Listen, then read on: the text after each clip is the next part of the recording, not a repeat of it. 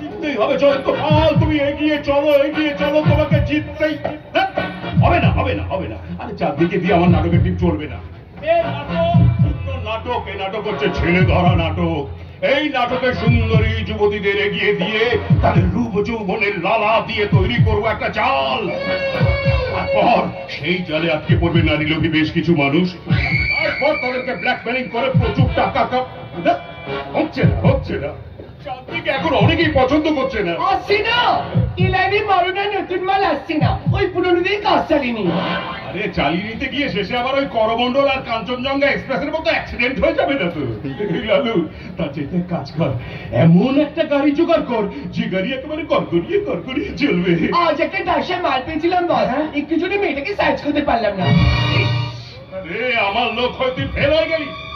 আরে এটা কেমন ছিল রে? মনে হয়তো গ্রাম থেকে এসছি, গায়ে কেমন মাটি মাটি গন্ধ।